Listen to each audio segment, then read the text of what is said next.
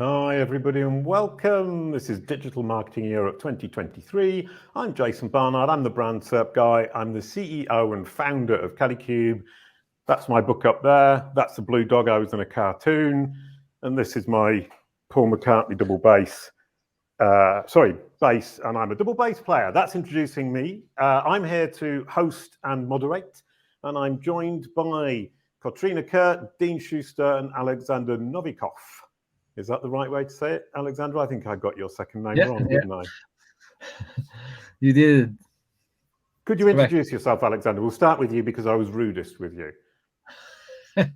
No, I'm Alexander. I live in London. I help brands articulate their purpose, find their purpose and meaning, and I help them create content with my agency around their purpose.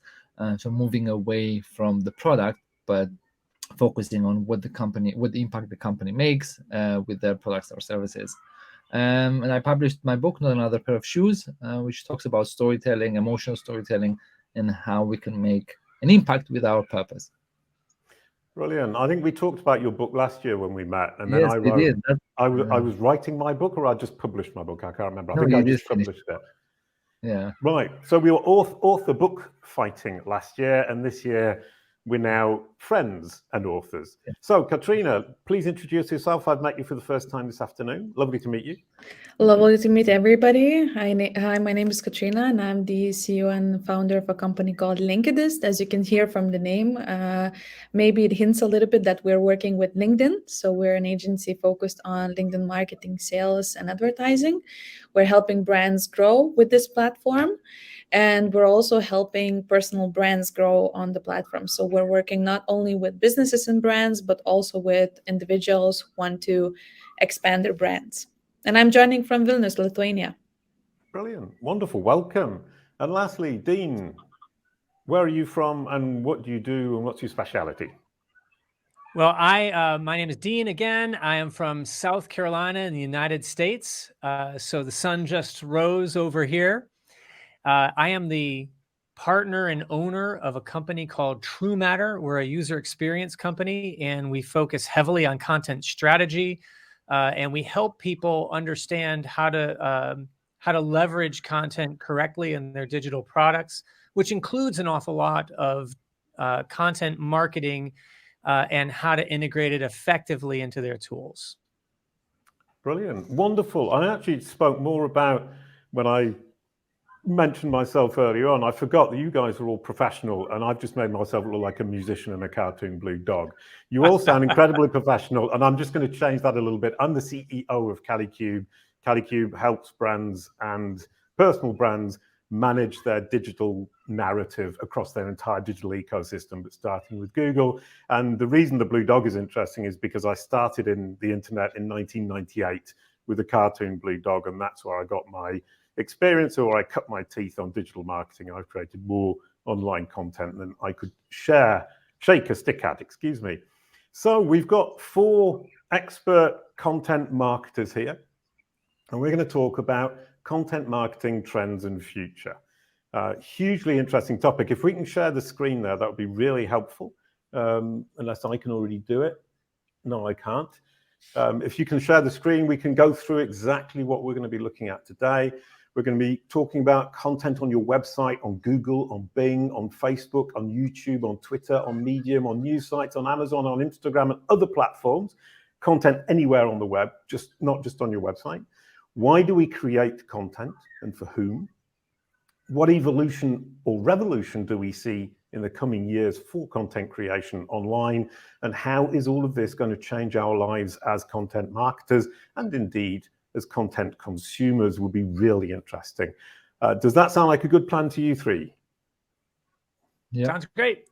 We're off and running. And to the audience, please, please, please ask your questions in the chat. We can answer them as we go through. If you ask them as we're talking, we can integrate our answers to your questions as we go along. And if you don't, then we'll just keep talking between ourselves, because I've got a lot of questions already, and I'm sure there's a lot to be said. So if we could start with you, Katrina, who are we creating content for?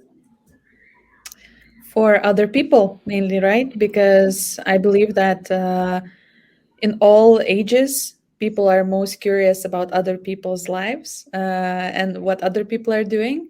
So at the end of the day, I believe that all of the content that's out there is, of course, for other people to read and understand about whether another brand or another person.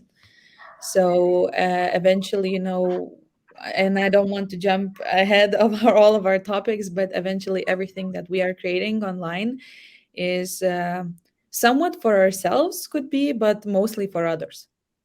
Right. And so as a company, we're creating content for our potential users, our audience. Indeed. Alexander, how do you approach that from I would imagine you've got quite a holistic view in terms of you create content based on the brand itself.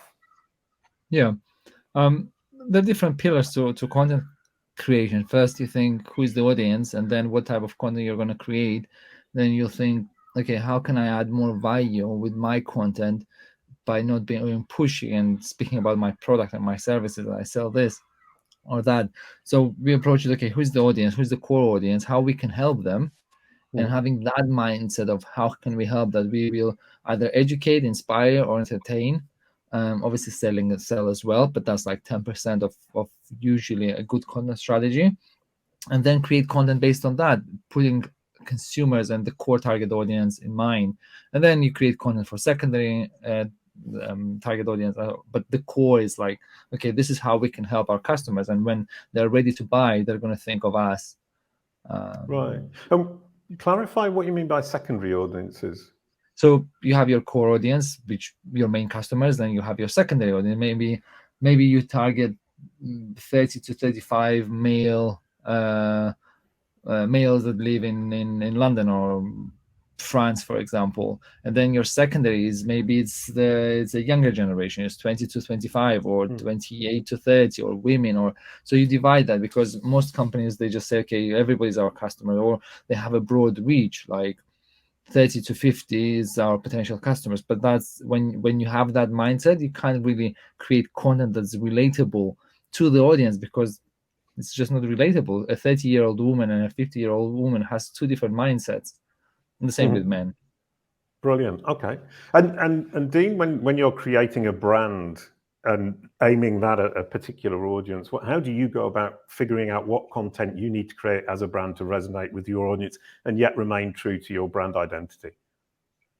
Well, the first thing we always think is, why are we creating anything at all?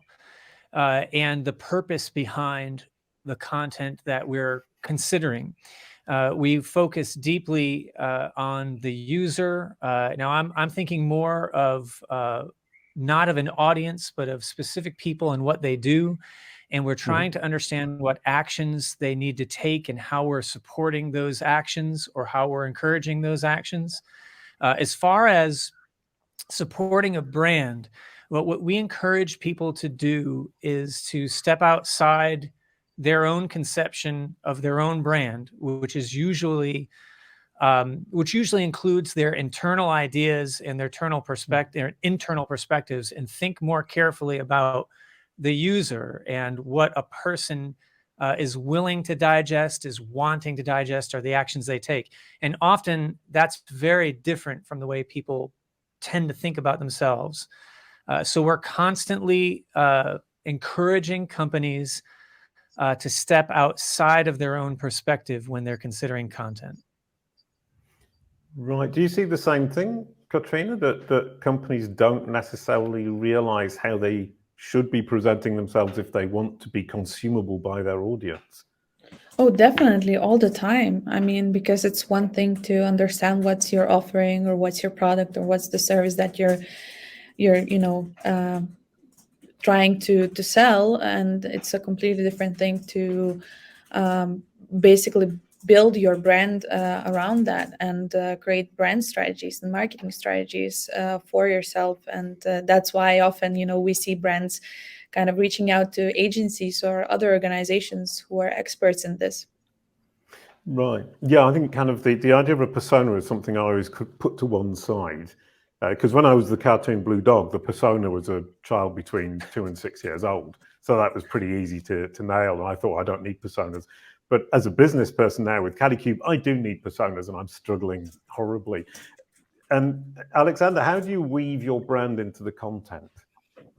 So you have for me, the most important thing is you have to think of your story. And if you create content, for example, around, I don't know, let's say running, and you're a brand that does events, for example, you need to add a brand aspect to that content, because it can be, what happens if you remove your logo from the end or from any piece of content? Will people know that it's your brand?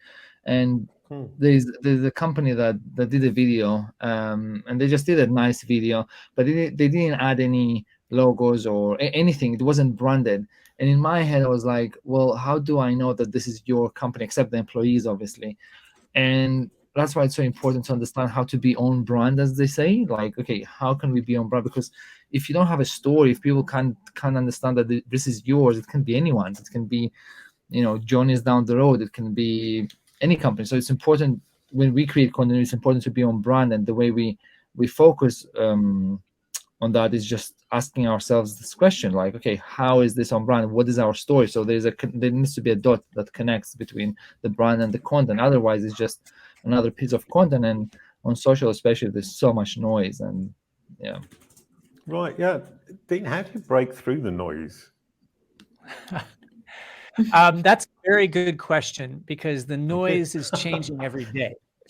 So if I figure out how to break through the noise yesterday, tomorrow I'll have to do something different. So my advice to people is to constantly question what you're doing and question the tactics you've chosen. And I'm always going to return to deeply understanding the people you're attempting to communicate with or attempting to engage, because they're changing as well. The tools they prefer today are not the tools they'll prefer tomorrow. In fact, if you build your strategy around specific platforms, you should be constantly focusing on when there's a tipping point for that platform, and whether your audience or your target is moving on to something else. So constantly active.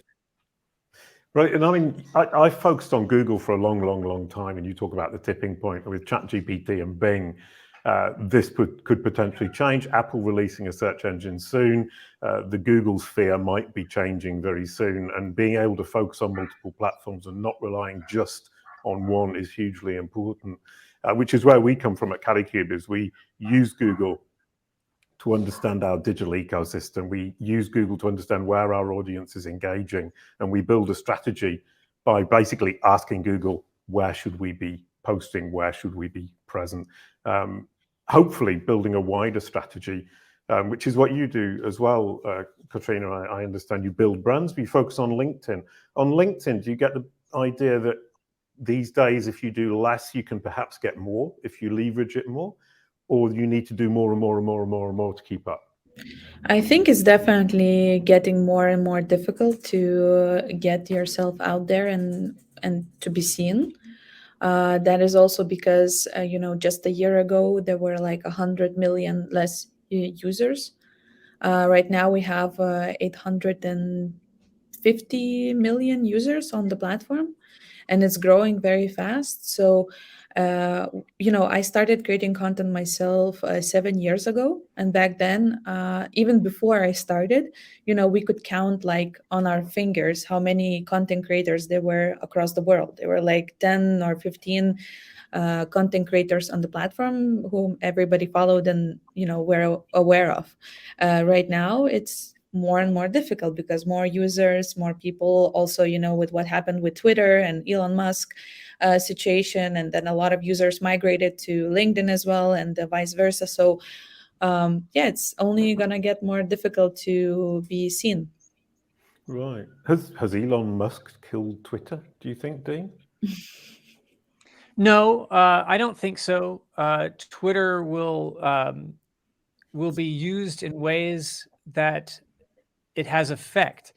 If people find that a particular tool has an effect, they'll use it. And I don't think most people don't pay an awful lot of attention to, despite the news, to the inner workings of ownership of platforms terribly, unless it's in and of itself as a fringe platform. But in that case, we're not paying as much attention to it anyway. Twitter still has strong, in our experience, strong reach. Right. Brilliant. And your thoughts on that, Alexander? Which social platform would you pick to make a comment on? We've done LinkedIn and Twitter. I mean, there's so many platforms. It depends from each person. It depends where your audience is. I mean, yeah, Twitter is they're all good platforms, but I think sometimes in the content world, people get obsessed, like, oh, we should be doing TikToks now because everybody's. It's like, well, you shouldn't be really. You can do just newsletters, and there are plenty of people, creators like James Clear, the Seth Godin. They do amazing newsletters that you want to open. So I don't think that we should be jumping on each platform. Like, I have people that I know, clients, like, oh, we should be on TikTok. And I said, well, you shouldn't be on TikTok. And then they create content for TikTok or Instagram, and it's shit content. It's like, well, you're damaging your brand because you're showing that the quality is low quality. So why don't focus on one? Years ago, I had the same mentality. I thought that we need to be on every platform and creating content and doing, the stuff. But then I realized, actually, no, it's better to be on two platforms or whatever suits you better, and just focus on quality versus being there. And I did plenty of mistakes jumping on every platform and just creating. But now I'm like, I'm fine. I don't need to be on TikTok. It's freaking addictive. Right. Like, Twitter is fine. Brilliant. LinkedIn is fine. And then you create, maybe you're on LinkedIn, I don't know, 4 times per week. You create a piece of content, or it depends. It all depends. There's not one answer. I think we all want to have one answer for everything. It's not. It depends. Right. I guess I couldn't agree more with that. I'm sorry. Go ahead, Katrina. Go ahead. That's why I just wanted to say that everybody has to find their platforms for themselves. So, like, I know a lot of people who are also creating content on Reddit, for example, because there are big communities there for different kind of topics. So it's all about finding what works for you. Yes, this is completely correct. When people approach us, if they say we need to be on TikTok, for instance, it's the wrong statement. It's the wrong question. It may have nothing to do with what you need to do and why. Once you figure out the why and you understand how real people respond to what you do, the platform you use or the tool you use will become more obvious. There are absolutely people who are using email marketing today to great effect. And in some cases, if you determine through your analytics that email marketing is giving you the most impact, then you should be throwing everything into the quality of that. I couldn't agree more. If you pursue the latest thing for no good reason, you should expect failure. Yeah, and at Kalicube, what we do as well is the first thing we do is look at the brand SERP, look at the result for your own name and see what's already ranking when somebody searches your name, because Google will show what it feels is most helpful, valuable, and relevant to your audience. Once you've done that, you already know which platforms are performing well or not. And if you're investing on one that doesn't currently rank on your brand SERP, then you're investing badly. Then you can look at your market. And at Kalicube, we template the market and we can see which platforms dominate in different countries for a company in a specific industry, which then allows you to know what tends to work in that market according to Google's overview of that market. And I can't think of any platform that has a better overview of the entire world. Shall we now move on to the evolution or revolution of content marketing? Because that's the key of what we're talking about. We've talked about what we're doing today. Katrina, where's it going next? With content creation or anything. You can go with copywriting, video, the metaverse, visuals, YouTube. I think that we must talk about AI, right? Because it is impacting our industry, and it is radically changing the machinery that we use in marketing. I think that's what we should focus on. It won't change marketing people. It won't change, that us as people working with marketing, but it is changing the tools that we're using, and like right now, for example, if I look at my daily tasks, as I mentioned, before, we're using ChatGPT, we're using Midjourney for visuals, and other tools that come in very handy, and it's just making our processes way more efficient, and it is also giving us time to make more quality things with less time, so to say. So yeah, it's going to a very interesting direction, and I'm excited to be a part of this change. It's fun, isn't it? And Alexandra, I would have thought that ChatGPT would be something where you would think, well, immediately my brand message and my brand narrative and my brand perspective gets lost. Is that the case? Yeah, I mean, we have to get used to it in a way, but I don't think that it will replace humans, because okay, it can write an article, but there's no soul, there's no heart, and I think that's why we need to focus on creating better quality content, because AI will never win in that terms, because we as humans, we have an intuition, we have feelings, we have emotions, and that's why I think I'm not against it, I'm not a fan. I just know that it's a tool that we can use like any other tool, and I know that we need to work not harder, but smarter and harder to understand and create better content, because AI won't be able to do everything. Sure, it can help us in some cases, but you can see when someone writes an article, does a video, that if it comes from the soul, or if it's just an article about just to write an article, like many companies do. Yeah, just a tool. That's how I think about it. Yeah, I found that when I'm reading it, I think, well, this is really well written, but I can't focus, and I tend to lose track of what I'm reading when it's written purely by ChatGPT or indeed Bard on Google. Off you go, Dean. What's your thought about that? Well, when I think of where things are going, I typically think of how people are behaving when it comes to this, this digital universe, and over time, things like ChatGPT are beginning to change how we find things, how we think about things, and how we experience them. So we might find ourselves thinking about content strategy very differently, because we're going to have to study more how people are beginning to search now and what they're finding when they search that way. And that's going to change the way we think about the content we offer, where we offer it, how we offer it.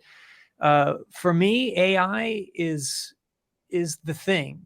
This is, in the next decade, this is what we're going to have to deal with, because it's going to be harder and harder to break through that noise we talked about before, because AI is going to help people crash right through everything to get what they want. So how does content respond to that? Is our response solely predicated on content and content marketing? I don't think so. I think we're going to have to radically adjust how we are found versus what we offer, if that makes sense. So the way we market and the way we establish the things we make, whether it's our content or our products, is going to have to be friendlier in an AI dominated world.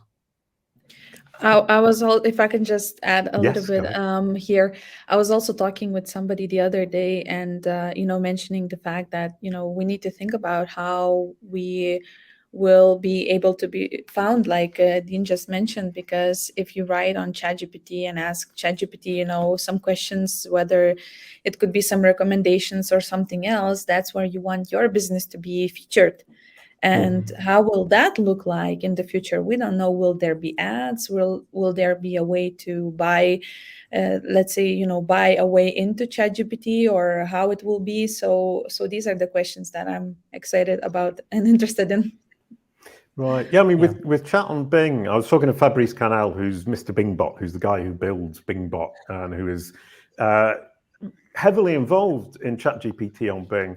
And the whole Bing thing, as it were, is the live results being summarized by a machine. So you need to rank, and you need to convince this machine that you're the best reference for it, so that it then cites you. And that's going to be the trick. And once it starts to talk about you, it can potentially pull people down the funnel with a conversation if it can represent your products and your services and your offers correctly. And what Fabrice was saying is people are scared that people won't be visiting the websites anymore. But in fact, what will happen is they'll bring them down the funnel, and you'll just get the last click, which is the most valuable click. And if the machine has recommended you, you're probably onto a winning strategy. His argument is there will be more and more people using it, therefore the amount of traffic won't suffer too much. Does that make sense to you, Alexander? Yeah, it makes sense. I think it makes sense. And end of the day, I think you have to focus on the product. I think it's something that we miss a lot, or companies miss. It's like ChatGPT and all TikToks and all that stuff. But what about the product? If you truly care about what you do, you focus on the product, on the customer, and then you use the tools just to communicate that and show that you care. Brilliant. And I think it starts with the product, that you care, and you improve your product. And then there's a difference between going, saying to Siri or to anything, I want a pair of shoes, or versus I want a pair of Nikes, or I want Apple versus I want a computer. There's the brand is going to become much more essential to build, because otherwise you're just a toothpaste, you're just a pair of shoes. And that's where if someone is asking specifically, I want the Nike shoes, that's it. Like wherever it's Google, Bing, or whatever search engine, they're going to want Nike shoes or an Apple or Mac. Which is brilliant. Yeah, we're all here saying brand, and even Google have started saying focus on your brand rather than what you're actually selling. Dean, you think the brand has been the past and has been forgotten, is now the future? Well, I view the experience we have with a thing as synonymous with its brand. And to go back to the concern we have about the funnel and ChatGPT feeding into that, this is already happening with Google. We already see, you could already track, if you're tracking a product and its use, you could already see that people don't enter in traditional ways. Just through Google today, they enter in every which way. And ChatGPT, for instance, AI, is going to make sure that only accelerates. So when I think about the brand, I think about what I do and why I do it, and it has to coincide with how people act when they're finding. So imagine this. When I want to plan a vacation, let's say a vacation, I might say, what are the best places to visit and see in Vilnius? Or I might say, how do I find a great place to stay in Vilnius? I might say that into an AI engine, and now what happens after that? What do I start receiving? And you want to, if you're Airbnb or whatever, you want to be really in tune with how people are beginning to think about what it is they want, and that your brand fits right into what they want and becomes the thing that either Google or Bing or ChatGPT is always going to find. And the folks at places like Airbnb are definitely thinking this way, and they're creating their product. They're focusing in on their product, their brand, to be hyper specialized and hyper great, so that it's always top of mind in these situations. So yes, you have to invest in a product that you know what it does and for whom and why, and pour everything into that. And the behaviors in Google is going to follow. Then how we market to that just changes, I think. Brilliant. Wonderful. A little bit of a change of tone here. Rajil is asking about how we can flip AI to take advantage of AI as content marketers, most specifically, and here's a challenge for you, Katrina, in the food industry for cucumbers. How can we flip AI for our content marketing to sell cucumbers? I mean, there are a lot of different ways. So first of all, you can use ChatGPT to write some, ad copies for you. For example, you can use other tools to generate visuals and different iterations of the same visual. There's also a lot of AI tools for that, and you have like 30, 40 visuals that you can A/B test with. You can use Midjourney or Dall-E to generate product photos for yourself.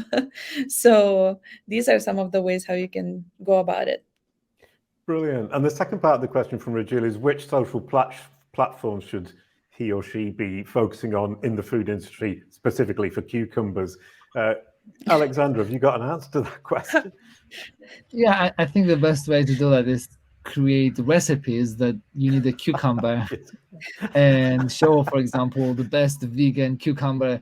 Focus on the cucumber and focus on adding values. What I was saying before.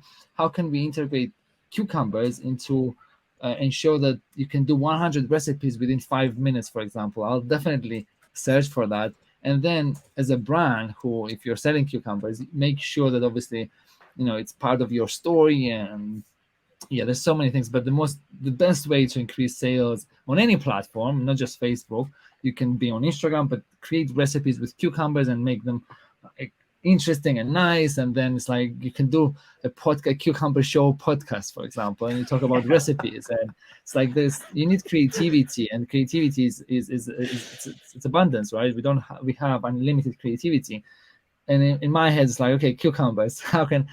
The first thing that came, okay, how can I make something quickly with a cucumber? So I eat cucumbers with hummus. So there's unlimited things that you can think of. But the most important thing in my head is like, okay, the strategy will be, how can we add value? 1,000 recipes with cucumbers for anyone, vegans and blah, blah, blah.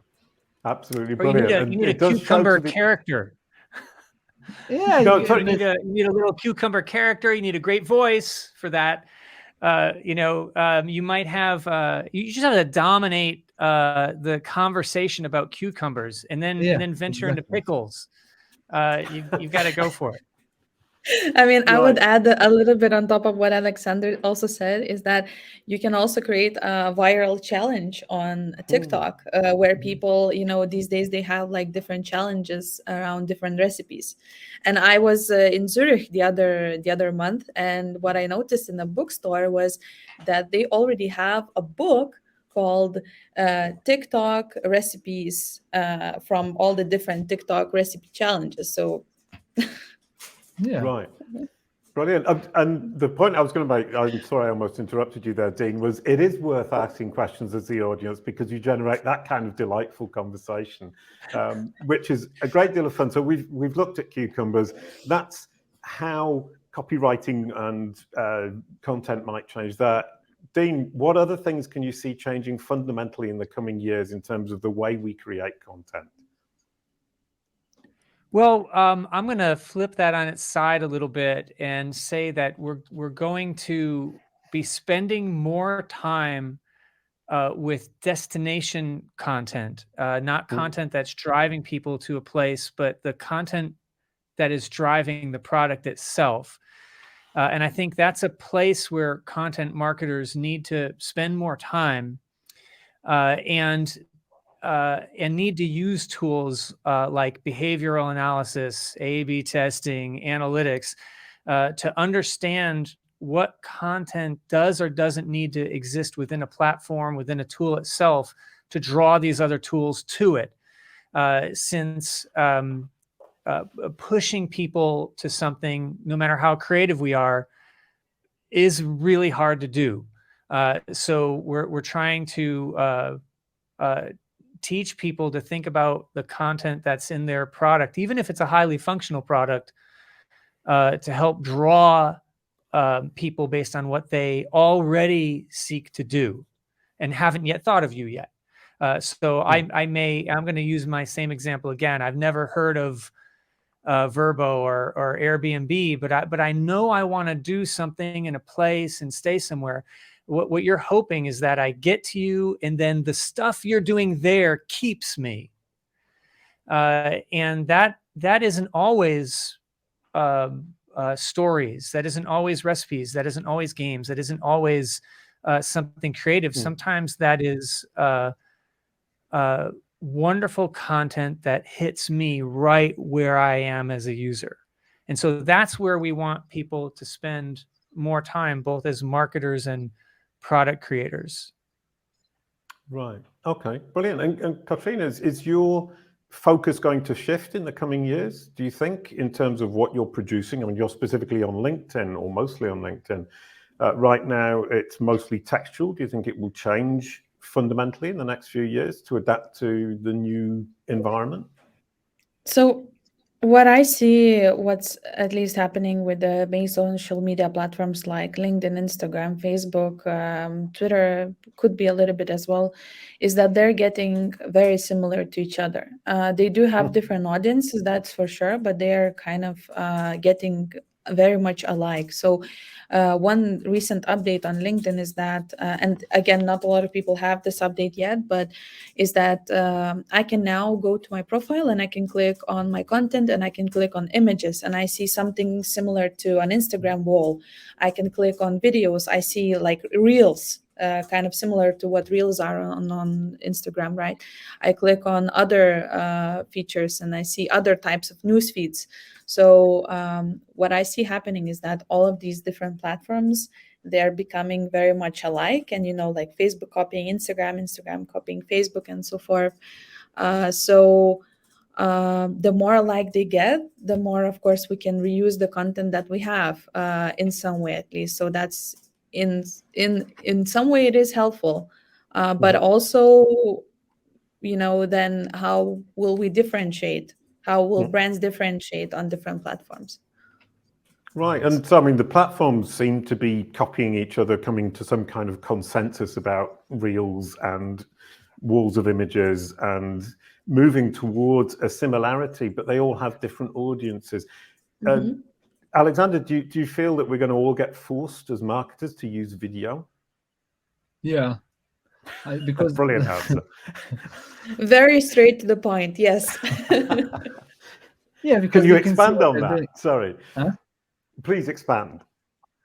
Yeah, I think because you can see the platforms, Instagram and other platforms, they all force us in a way to use reels, and people use pictures as reels and all that stuff. So I think, and people prefer videos because they can see a real face behind it versus posts with text, heavy text.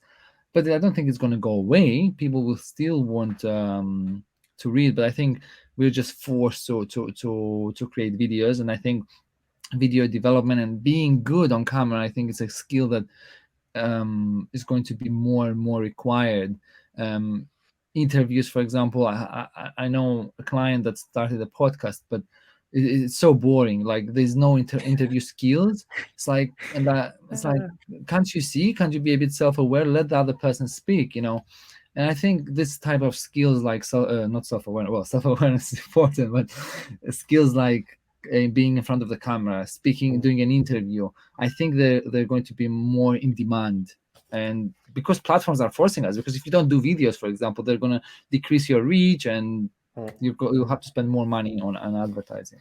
I must say, though, that there is a new AI tool called NVIDIA, which basically makes it look like that you're looking into the camera, even though in reality you're reading something on the side. So wow. That is already out there. So you don't necessarily will have to be good on camera. Yeah, but this isn't even my face. This is a construct of AI. Yeah, you're on holiday somewhere in Mexico. I'll just think I look at younger people now, and they just think sometimes people just forget how to communicate. You talk with them, and they're like, it's like, be a human, because of all the TikToks of people on the screen. And I think the skill of being in front of a camera, being in front of a person nowadays, I can see like people are always like that. It's like with AI and all that stuff, in a way, it's like, come on, just learn how to communicate with another human being without being like Brilliant.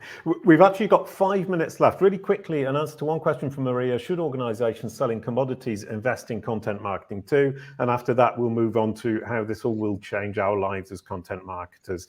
Do you want to answer that, Dean? Should organizations selling commodities invest in content marketing? Yes. All right, there you go. That was very simple. It's if you are selling something, you are trying to reach people and trying to break through noise. So whatever it takes, I've suggested that beyond even content marketing, you have to be creative and powerful with the way you're selling your product. You have to be creative and powerful with how it's found. All of these things are true. It's almost like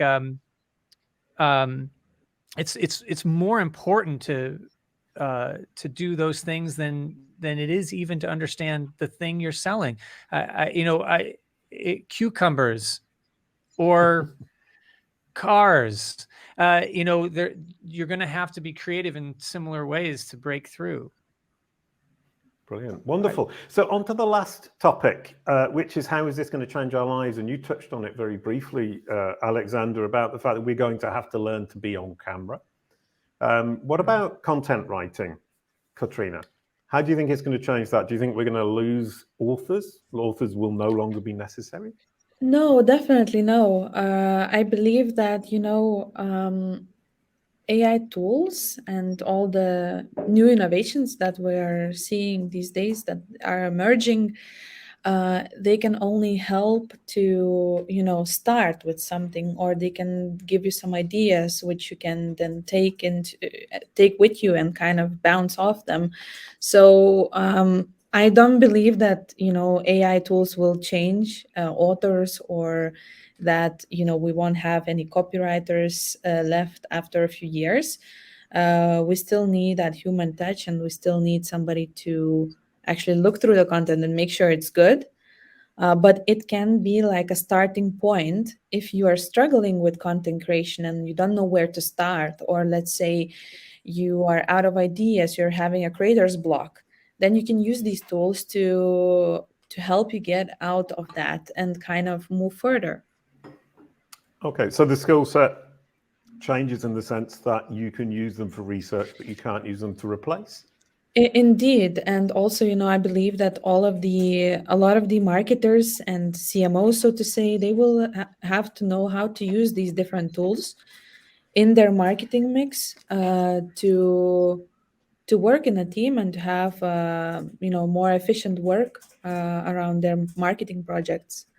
So again, at the end of the day, for me, this is just another tool that will help us be better in our jobs.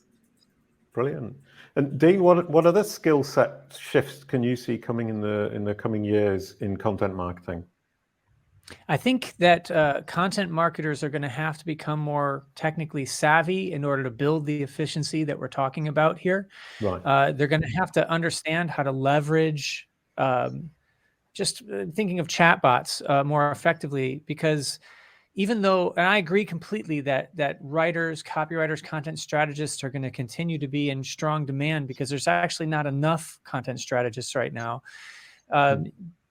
We're going to have to leverage these tools. And in order to do that, you can't ignore them. You have to understand them. There's going to be whole businesses built on how AI delivers content or knowledge. That's coming. So the faster we embrace and figure it out, the better. Brilliant. Wonderful. And Alexander, your thoughts on skill shifts in the coming years? I think we'll need to learn more and become better at copywriting and at everything that we do, because like Katrina said, it's a tool to use AI to help us. If you don't have an idea, for example, you just need you can use that. But in terms of copywriting or any skill, I think we'll just need people who will want to succeed and achieve the desired outcomes, great results. They'll need to focus on developing their skills, because average copywriters or average marketeers will struggle to help their companies reach an audience that they want. And I think all the skills matter, like copywriting, video. Having said I focused on video before, I don't mean that you should do just videos. If someone is really good at writing, they can do writing, it's fine. But yeah, I think the editing skills, proofreading, I think we will need to focus on that a lot, on creating higher quality content, because we compete against Netflixes and Amazon and all the productions that they have. So content marketeers, they'll just need to level up. Right, absolutely perfect, brilliant. Which brings us pretty much to the end of this session. Thank you so much, everybody. One last thing that I'd like to say is, Dean, when you were talking about strategists in digital strategy and content marketing, what I realized that with Kalicube Pro, we've actually invented an automated system of doing that. So the human Good. is always going to be necessary, but you can already start to automate the content strategy prioritization list and the digital strategy using our own tool. But it's brilliant and it's really good fun. So you just inspired me. Thank you. Thank you, everybody, for watching. There were great questions. I love the part about the cucumber, and it is delightful when we get questions from the audience. Thank you, Katrina. Kurt, do you want to just quickly say goodbye? Thank you so much for hosting this session. And I hope that everybody had a great time, and see you on social media. Brilliant. Dean Schuster, say goodbye. Bye, everybody. Thank you. And Alexander Novikov. Thank you very much for hosting. Thank you very much for being present and sharing your insights. I learned a lot. And yeah. Thank Bye. you. Brilliant. I'll sing us out. A quick goodbye to end the show. Thank you, Katrina, Dean, and Alexander. It was a lot of fun. Thank you, everybody. Thank you. This is all we got. Remember the revolution in our minds. This is all we got. Lock me out of this life institution. I am angry and high on illusions. Yes, I hate, but it's not a solution. Try my best, but I'm just a human. Oh.